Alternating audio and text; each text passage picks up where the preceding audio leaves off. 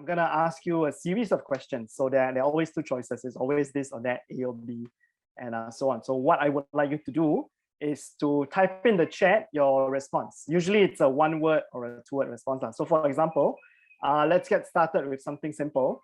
Coffee or tea? So everybody, could you type in the chat, coffee or tea?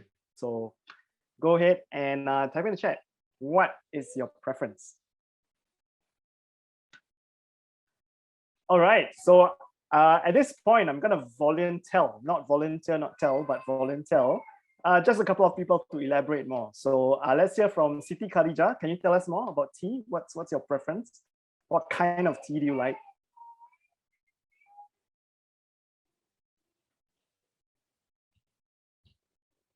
Teh tarik. Okay, so for those of you who don't know, teh tarik is like a kind of tea which is aerated, because literally tarik in Malay means pool. So the seller like kind of has 2 cups and kind of aerates the tea doing that.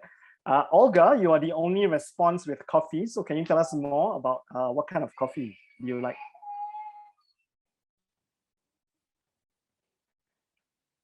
So anyway, you can mute. Okay, so Olga, is it okay? Can you share with us more?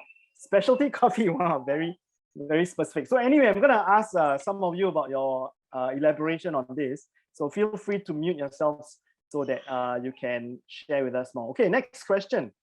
Fresh chicken or frozen chicken? Very current affairs. So type in the chat.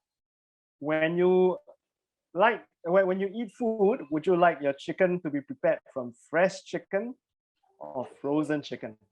So type in the chat, please. Fresh or frozen?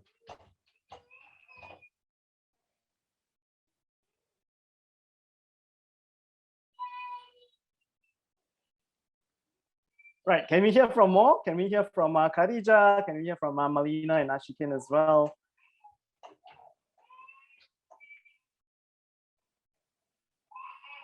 Okay, Khadija, why do you prefer your food to be prepared from frozen chicken? You can unmute yourself and you can share with us. Seldom cook at home. Okay.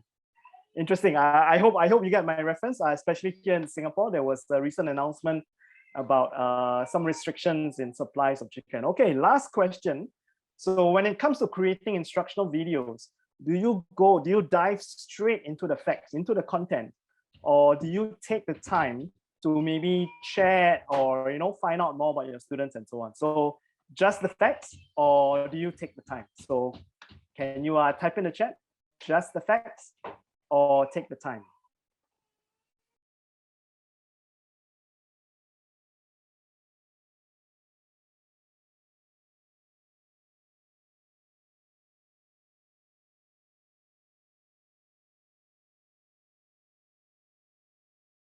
Okay, can we hear from Ashikin?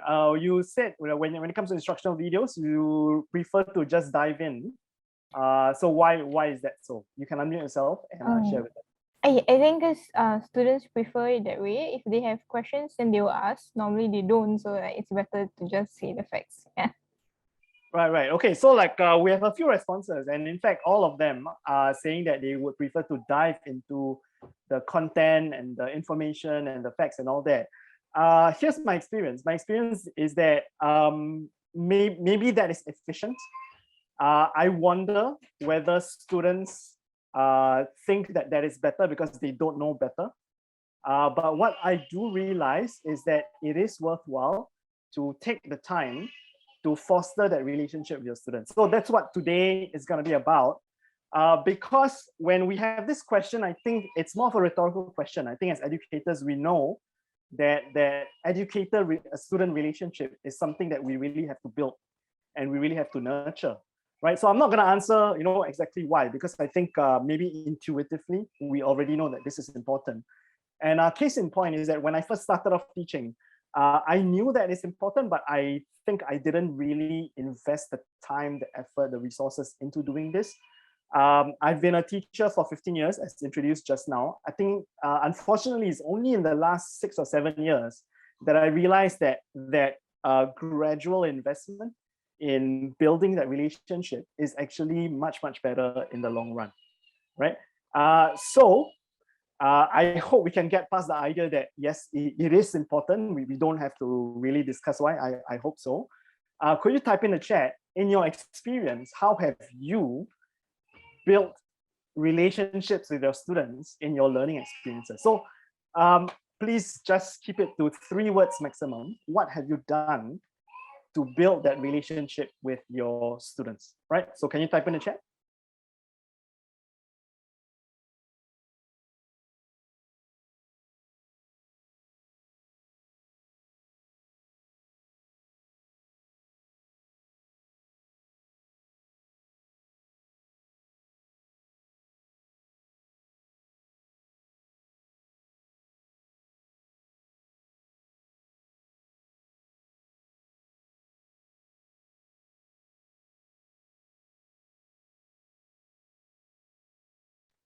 Okay, we have 2 responses so far. One is, maybe I can help Khadija shorten it to 3 words. One is chit chat session. Another response is try to relate, connect the interest. So I think all of this, right, as you can see, is something that goes beyond the lesson. And I'm going to show you how it is possible to even have such things for instructional videos. So the tricky part is that when we consider that this is important, it is perhaps more natural that we do it in-person instructions, like in class.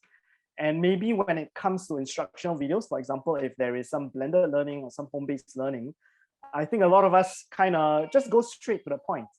But actually it is possible. And I'm going to show you using 2 angles, what you can do to continue to foster this relationship. Because it is a bit strange that we do this in class, but somehow when it comes to home-based learning or blended learning, it suddenly just goes away. But it is important to maintain and continue that relationship building. So I've got 2 angles here. Because when we talk about relationships, it is not it's not one-way traffic. It's not just about you, but it's also what the other party can do. So I think when it comes to us, I think as teachers, we know that we can do this and we can do that. And I'm going to talk a bit about that.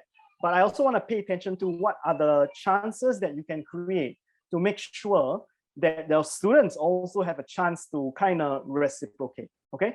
So first thing is, this is very simple. When it comes to instructional videos, your presence is really important. Now, for example, as you can see here, this is an example of an instructional video that I recorded that I put up using Edpuzzle. So there are a few tools out there which enable you to put your face there. I can think of Screencastify, I can think of Loom, and Edpuzzle quite recently, if you use that Chrome extension, it allows you to also do a screen recording with your webcam. That's optional, but the reason I think this is always a good idea is because the students know that you are the one putting out the video. They can see your facial expressions. They don't just hear your voice. And there are 2 things here. Number 1, with your facial expressions, you can give cues on what are important. Sometimes your facial expressions change. People notice that. So that's important from the pedagogy standpoint. Now, the other thing is that the students know that you are the one teaching, and it is as if that you are there in the classroom, right? So consider a tool which allows you to put your face on the video itself.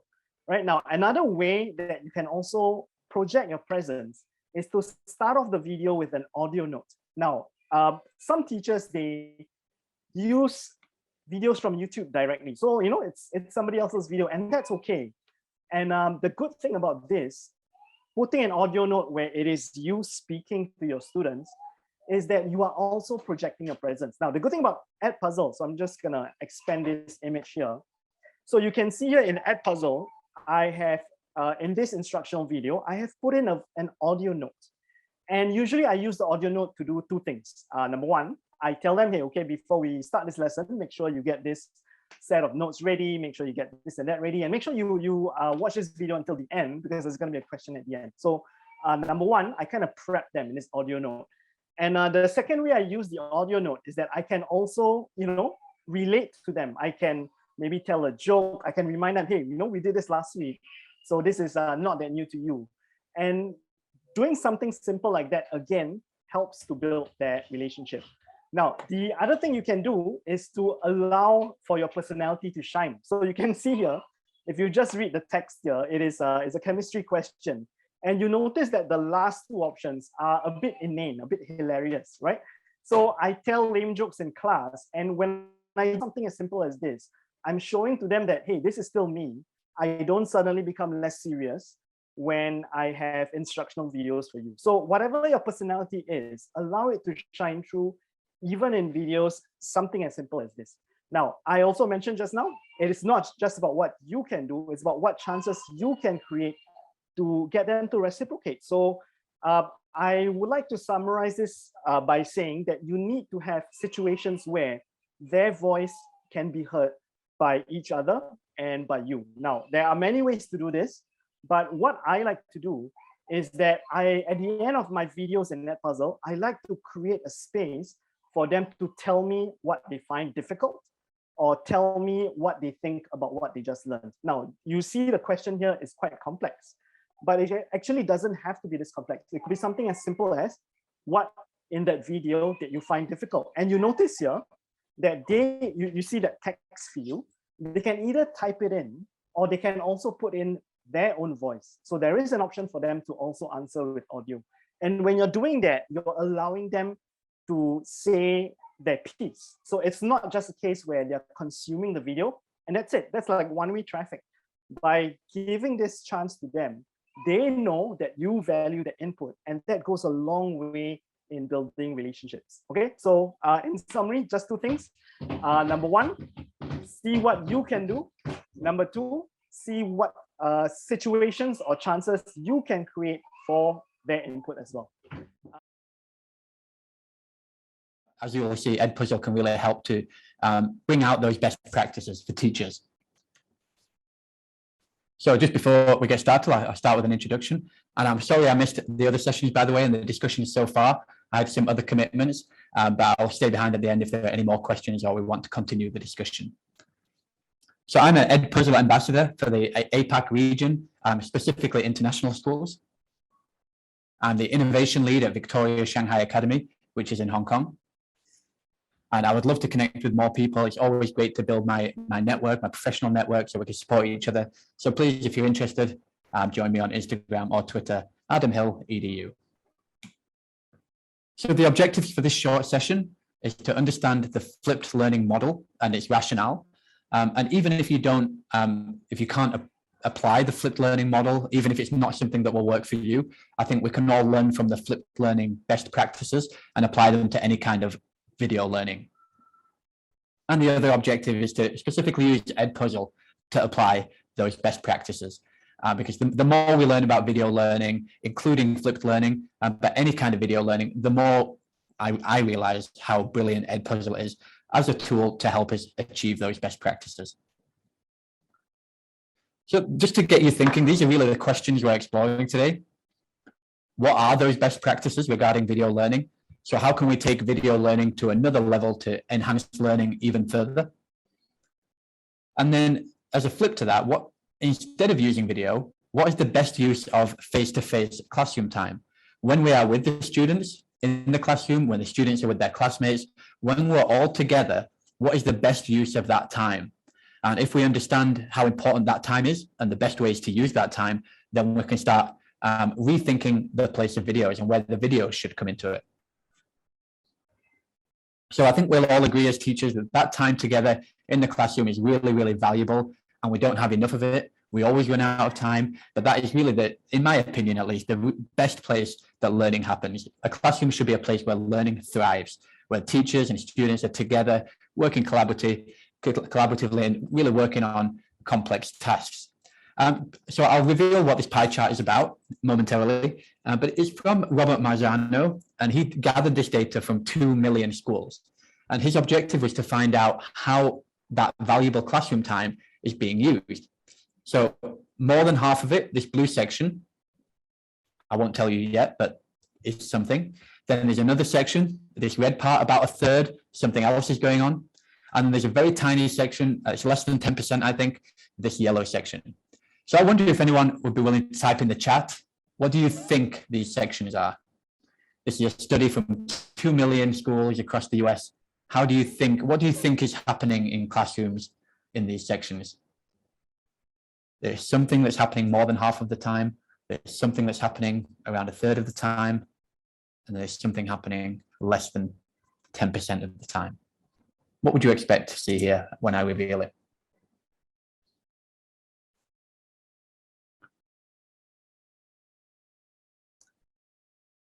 Just give you a second to type into the chat, or you can unmute if you want to.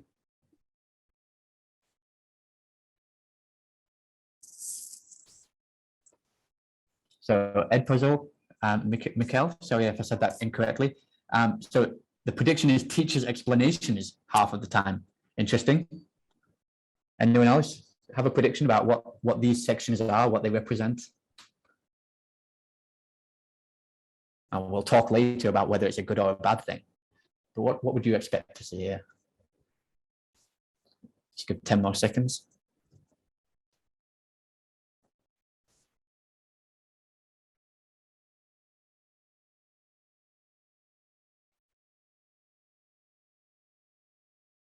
All right, so what's happening here is exactly as was predicted. 56% of the time is students interacting with new content. And that's what it said in the report. And I wasn't really sure what that meant. I wanted to be really clear for this presentation. So I did some more research, and it's exactly what you said in the chat. It's being introduced to new content, to new knowledge, new concepts. So it's typically the teacher talking, introducing something. So more than half of the time, students are being introduced to something. 36% of the time, they're practicing it, some kind of skill, fairly low level, but practicing. And then only 6% of the time, students are actually working on cognitively complex tasks that are really challenging their thinking, really challenging their learning. Things like inquiry, things like innovation, things like problem solving and collaboration, only 6% of the time. So this is really a shame. We're using that really valuable classroom time. Really, we're not utilizing it for maximum value. We're spending too much time just talking, and that's what we could be doing in videos. So that's where the flipped learning model comes in.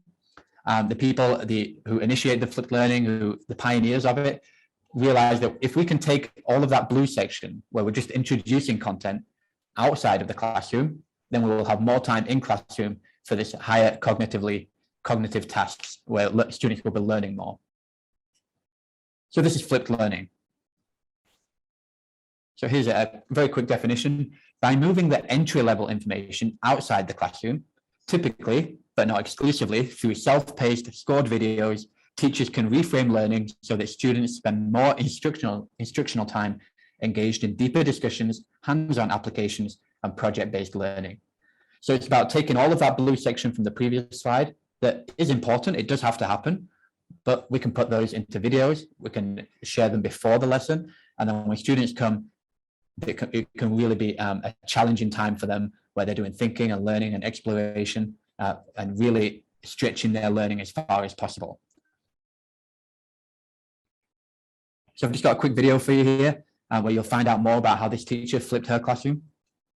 Just let me know if you can't hear it. Let me know if there are any technical problems. I've been teaching math for the last 5 years, and this is why I flipped my classroom. This is what my classroom used to look like. I was teaching to the middle group of the class, the students that could follow along with what we were doing, and we were going through the content, while I had a group of higher level students not challenged, bored with the information, ready to move forward. And I had a struggling group of students that were not receiving enough effective remediation. They didn't have the basic content they needed to be working on the content we were currently covering, or they needed more help in order to be successful. This led to a 90% use of class time being spent on delivery and review of content. 90% of the time I was at the front of the classroom lecturing to a group of students, and I wasn't meeting all of their needs. 10% of class time was actually spent on application, which led to, depending on students, to do the application needed to be successful. They had to go home or outside of class and work on applying the concepts. So just before we go any further, I think that's a really interesting point. That 56% of the time when we're lecturing, when we're talking to students, most of them don't even need it. It's not even valuable for most of them. The ones who are struggling need different kind of instructions. The ones who are fine with the concepts already are just bored. So we're spending 56% of the time and not even reaching all students. That I was giving out in class. This constant battle of not reaching the needs of all students and feeling the need to differentiate for all of my learners allows teachers to feel overwhelmed and ineffective, because we see the need for differentiation, but there's just not enough time for effective differentiation.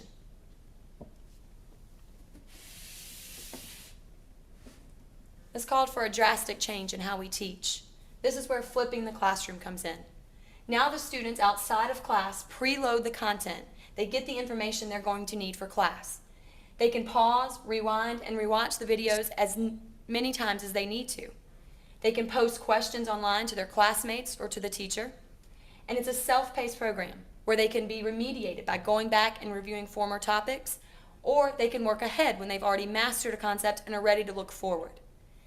So these are some of those best practices that will really help learning through videos and will really help the flipped learning. And these are features that Edpuzzle can offer.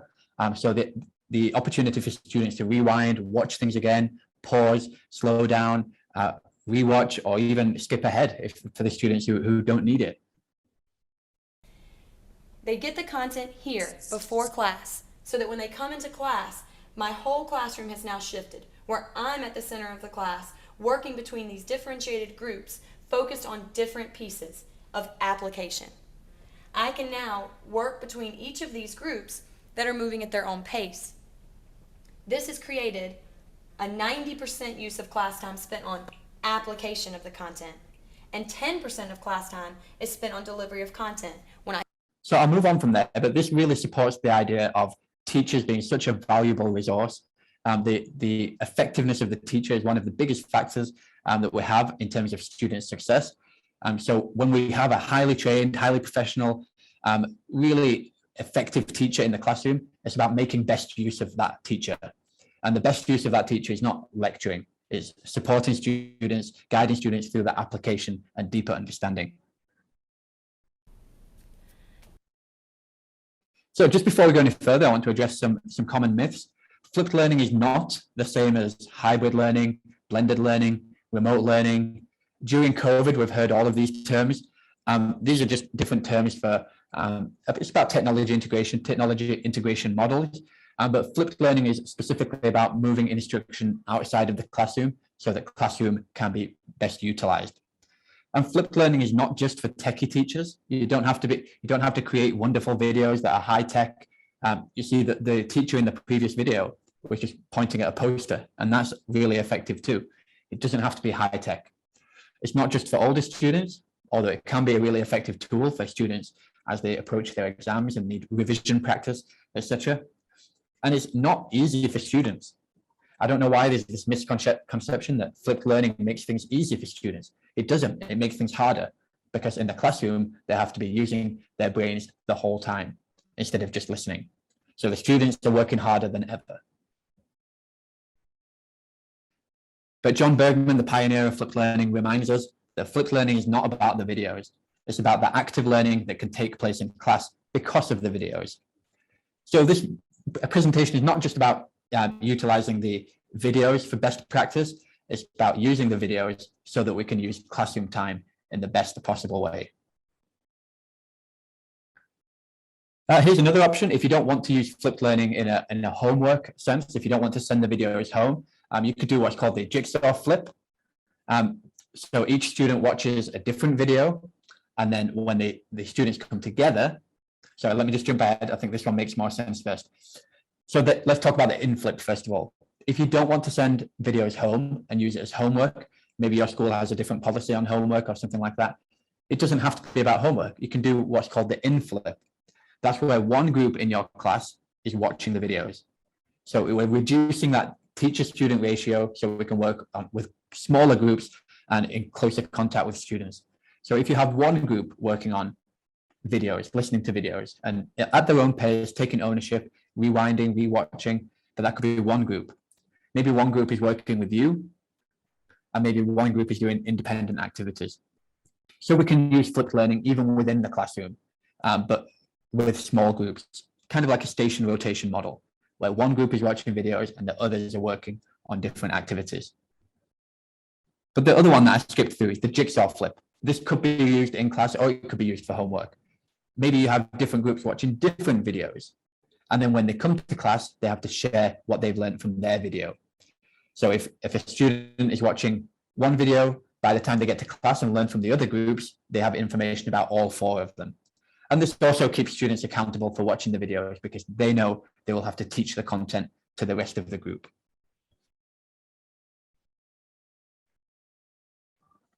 So now we're moving on to the video learning best practices. These are all things that Edpuzzle can support. So best practice number 1 is that students learn best from their own teachers. So there are lots of fantastic videos available on YouTube and even original content from Edpuzzle, and they're all fantastic. There's nothing wrong with using them. It's not bad practice to use them. It's just not best practice. A lot of research is showing that if you can be in the video instead, it could be your voice, if you don't want your face in there, but as long as the students can connect with you, they'll connect more with the content if they can recognize their teacher inside. Even if you think there's a video on YouTube or on Edpuzzle that's very high tech and well presented, I think even if it's just you pointing to a poster, that might even have more effect because of you and the connection that you have with students. So Edpuzzle allows that. It's all about the 3 R's of teaching. Your students will connect with you because of the 3 R's in teaching: relationships, relationships, relationships. It's all about your connection with the students. And using Edpuzzle, you can record your own videos, you can record your own screencasts, and that's good practice. Or you could take somebody else's videos if you find some good ones online, but you can add voiceover and you can record your voice over the top, so students still have that connection with their teacher. Or if you don't want to talk all the way through, you can just add audio notes. So at certain points in the video, you can stop the video, pause, and you can add an audio note for students to think about and reflect on. So these are just different ways of adding you into videos. Best practice number 2 is that videos should be interactive. This is about students being active in their learning, not just listening to a video. That's the same as listening to a lecture. There's not a lot of added value there. But if we can use Edpuzzle to add open-ended questions to videos, this makes sure students are actively listening and actively engaging. We can add multiple choice questions to videos. All of these are possible through Edpuzzle. We can add notes throughout. And like I said before, we can add audio notes. So these are just different ways to make sure that our students are actively listening and not just passively listening, actively engaging, thinking about the content and not just listening. Best practice number 3 is that homework should be short with surface level input. This surprises a lot of people, but the research on the effectiveness of homework is very, very mixed. I wrote that at best. It's very, very mixed. And a lot of people would even say it shows, or it suggests at least, that homework has very minimal effect, especially in the primary schools. There's a little bit more of an effect in secondary schools, but even then, it's just an ongoing debate about whether homework is actually useful or not. And even if it is useful, for many families, for many contexts, the negatives outweigh that, all the stress that comes with it, all the family disruptions. So if we can offer short videos that are just surface level input, just like the lecture style, through Edpuzzle, that can be practiced at home in a very quick, easy way, no stress for families, no pressure, but then when they come to school, they're ready to apply it. So the students are doing all of their hardest work when they're in school with the teacher, taking that stress away from home life, taking that stress away from family life, but bringing it into the classroom where it's the best environment for learning. Number 4, students should be held accountable. We can't just trust that they're watching videos and if they don't do it, that's fine, but we need practices in place so that they know if they don't watch it at home, they're going to be accountable, or they need to watch it in school, something like that. But they need to be held accountable. And there are ways we can do that on Edpuzzle. We can disable the skipping so they can't skip ahead in the video if you think that's effective for your students, if you think that's right for your students and the activity. We can do it where students are unable to click around on other websites at the same time. We all do that sometimes when we're listening. Maybe you're doing it now. You're listening to me, but looking on shopping websites or Facebook or something. And we can actually disable that using Edpuzzle. Or we can track students' progress on Edpuzzle and their responses to the questions. So that holds them accountable. And we address issues as soon as they arise. If students are not watching the videos as we start doing this, we can address it and we can teach them very quickly that this is important and that they need to do that. And then it won't be an issue moving forward. And after we have all of that useful data on Edpuzzle, when we're tracking their progress, we can use that information to inform our class time. So that interactivity should be monitored and used to inform. I suggest you're transparent about the data and how it will be used, because then students will take it more seriously and they know they're accountable. They know that this information will be used to inform their learning. And I really suggest you utilize it. Edpuzzle offers amazing data for those people who are willing to go through and have a look. It's not difficult to understand, but very useful to see a snapshot of where students are, where their understanding is, and then we can plan the next steps for them. And then another best practice for video learning is that students should be able to set their own pace. Like we discussed before, students should be able to skip ahead, students should be able to rewind, students should be able to pause. And these are all features that Edpuzzle offers. It allows students to take ownership of their learning. It supports those who need more time and clarification. And we can even store the videos in a shared location to allow students to revisit them. Like I said, it's especially useful for revision time, close to exams. If all of the videos are stored in one location, then our students can always go back to revisit them.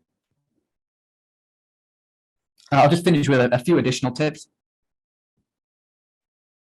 Research suggests, in fact, keeping videos short. So whatever the grade level, 1 minute per grade level, 1.5 maximum, keep them nice and short. It's better to have multiple short videos than one long video. I know whenever I do online courses, I would rather see 3 videos that are short than one big one. It seems very overwhelming. Multiple choice questions for automatic grading. This is really useful to support students who struggle to write. So if you teach lower primary and the writing is not easy, maybe just stick to multiple choice. Start small. If you're not ready to flip your whole classroom, or you're not ready to do video learning for all of the curriculum, you don't need to. You can start small, maybe with a topic that students find difficult. You can put that lecturing online so that you're in school to support them. And videos don't have to be perfect. Your flipped lessons can just be you pointing at a poster. It could be you pointing at your laptop. It doesn't matter if you cough or sneeze, just carry on. It can take up a lot of our time if we strive for perfection all the time, and it really doesn't need to be. And it's worth, maybe at the beginning of the new academic year, explicitly teaching students how to watch videos, how to engage, and we can model the behaviors when we do that. If you are interested in flipped learning and you want to learn more, there's a fantastic Edpuzzle course, Edpuzzle Flipped, where you can learn all about it. It's one of their badges that they offer on their website. You can scan the QR code if you're interested, and that's completely free. I did it recently. It's very worth your time. It's really valuable. It gives you a great introduction to flipped learning and the rationale behind it. But if you want to take it more seriously, we have the flipped learning certified course. This is one that I did a few years ago. This is the one from the pioneers of flipped learning. So if you're interested in the free one from Edpuzzle, if you really enjoyed that, this is what I would suggest for the next step. But it's not free. You have to pay for this one. So I hope we were able to answer these questions together. What are the best practices regarding video learning?